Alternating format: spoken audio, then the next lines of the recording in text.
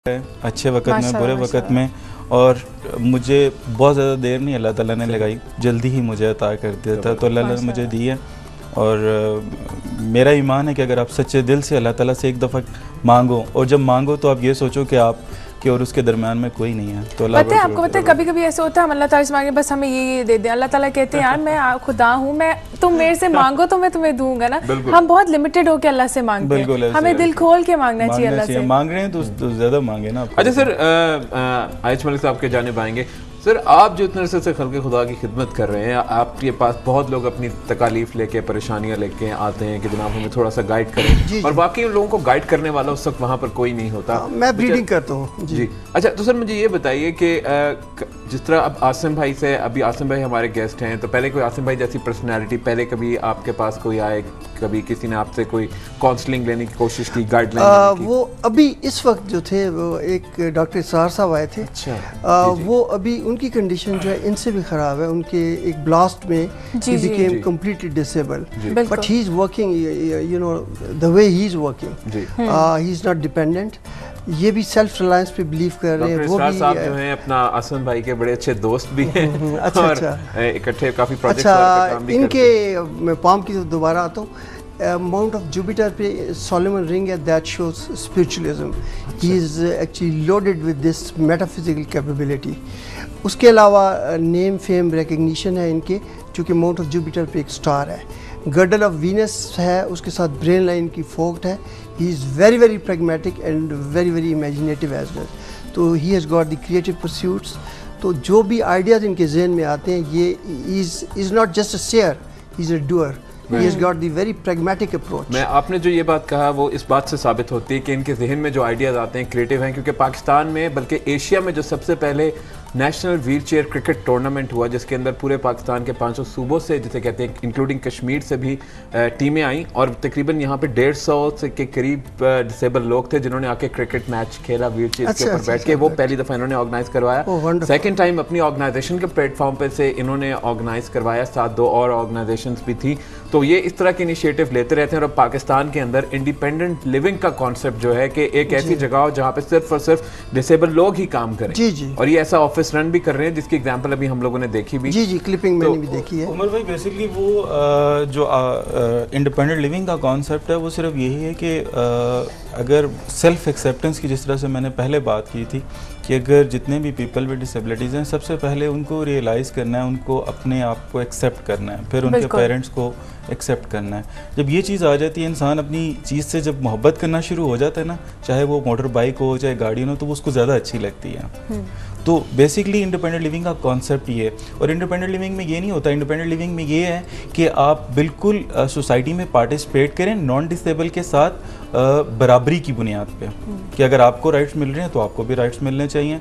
और आप अगर गाड़ी चला सकते हैं पाँव से, तो मैं हाथ से ड्राइव कर रहा हूँ। सिर्फ फ़र्क सिर्फ हमने देखा, आप माशाल्लाह गाड़ी, ख़वातीन है वो घर में कुकिंग करती हैं, वो खड़े होकर करती हैं, तो वो व्हीलचेयर पे बैठ के कर सकती है। अगर आप उसका जो चूल्हा है या जो उसके लेवल पे, व्हीलचेयर के लेवल पे कर दें, तो आप बेसन यूज़ करते हैं हाथ धोने के लिए, अगर आप बेसन को थोड़ा सा नीचे कर दें, तो ये बेसिकली नीड्स हैं। Disability is a not big issue, disability is a different lifestyle.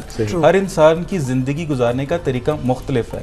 अब जिस तरह आप कौवे हैं, अगर आप जानवरों को देखें, अल्लाह ताला ने बनाया ना, अल्लाह ताला की वो मखलूक हैं, आप उनको देख के तो कानों को हाथ नहीं लगाते।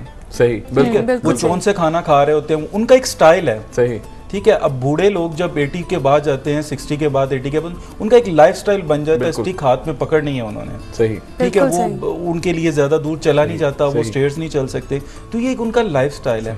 और इसमें सबसे जो खूबसूरत बात है इस कॉन्सेप्ट में कि जब हम रैम्स की बात करते हैं, क्योंकि रैम्स ज़्यादा है जिसकी वजह से, तो देखिए रैम्स जो एक यूनिवर्सल डिज़ाइन है। ठीक है, ठीक है। उसमें आप ना सिर्फ व्हीलचेयर यूज़र उसको यूज़ कर सकते हैं, बल्कि डॉक्टर्स जो हैं वो हार्ट पेशेंट्स को मना करते हैं स्टेयर्स। आपके जितने भी जिनको ये जोड़ों का दर्द है, जॉइंट्स का जिनको प्रॉब्लम है, उनको वो डॉक्टर्स मना करते हैं। प्रेग्नेंट खवातीन को डॉक्टर सजेस्ट नहीं करते कि आप स्टेयर्स का इस्तेमाल करें। तो ये यूनिवर्सल डिज़ाइन है। तो यानी उन लोगों के लिए भी, उन लोगों के लिए भी है कि खाली ये नहीं कि डिसेबल्ड के लिए। और डिसेबिलिटी कोई ऐसी नहीं है कि मुझे अगर कोई मेरे से हमदर्दी कर रहा है या कुछ इस तरह, अगर मैंने कुछ अचीव किया है, दैट इज़ माई एबिलिटी। वो हर इंसान करता है उसको। अगर किसी, आप एक नॉन डिसेबल बच्चों को, अगर घर में 2 भाई हैं, 2 बच्चे हैं, एक को, दोनों नॉन डिसेबल हैं, अगर आप एक को घर में बिठा लेते हैं उसको एजुकेशन नहीं दिलाते, बाहर नहीं लेके जाते, तो वो भी डिसेबल्ड ही हो जाएगा। बिल्कुल सही, तो रैम्प्स बनने चाहिए। वो भी घर में ही रहेगा, वो पीछे रह जाएगा। अगर आप उसको अपॉर्चुनिटीज देंगे तो दोनों आगे जाएंगे। तो सिर्फ अपॉर्चुनिटीज की वजह से, लेकिन still I am disabled by the society, मुआशरे की नहीं, नॉट बाय योरसेल्फ। मेरी वजह से नहीं, अल्लाह की वजह से नहीं है। अल्लाह ने बनाया, ठीक बनाया है, उसने अशरफुल मखलूकात बनाया है, वो अपने 70 मौत से ज्यादा प्यार करता है, वो गलत नहीं कर सकता। तो उमर, हम आयुष मलिक साहब के साथ चलते हैं और मुझे बताएं कि आपके पास इस वक्त, आपको बताते चलें कि इस वक्त बहुत ज्यादा लोग हैं जो कि हमारी वेबसाइट के जरिए, हमारे डिफरेंट प्रोग्राम्स के जरिए मलिक साहब को SMS भेजते हैं, इवन के इनके पर्सनल मोबाइल का भी नंबर पता कर लेते हैं और इनको तंग करते रहते हैं दिन रात। तो सर, ऐसे जो हमारे भाई बहन हैं जो कि आपकी मदद चाहते हैं, उनके क्या दायचे और क्या आज आपके पास मालूमात है उनके लिए? बड़े सिंपल से सवाल है और मैं तेज़ी से जवाब देते जाता हूँ। पहले साहब हैं, ये हैं मुल्तान से, मिस्टर सैफ हैं, 16 जुलाई 1990 को पैदा हुए हैं। ये इन्होंने पहले ही प्रेडिक्शन खुद ही कर दिया कि ख्वाब में मैंने देखा मैं पास हो जाऊँगा, तो यकीनन ये पास हो जाएंगे। बड़ी छोटी सी ख्वाहिश है। नहीं तो हमारे मिनिस्टर हजरात से रब्ता कर लेते हैं, तो डिग्री पैसे दे के ले लेते हैं। सही बात है। तो एक्चुअली ही इज़ कैंसेरियन और इनका रूलिंग प्लैनेट मून है। मून से एनर्जी ड्राइव करते हैं। Basically is a person with the same artistic talent होता है।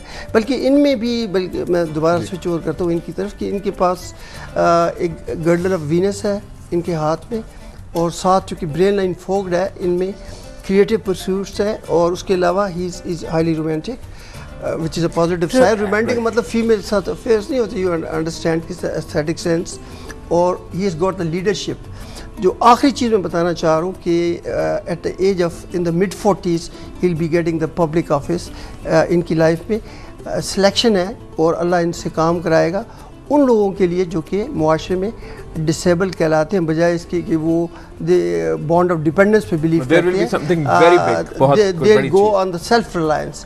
सो he is such A model whom we can just produce to the viewers.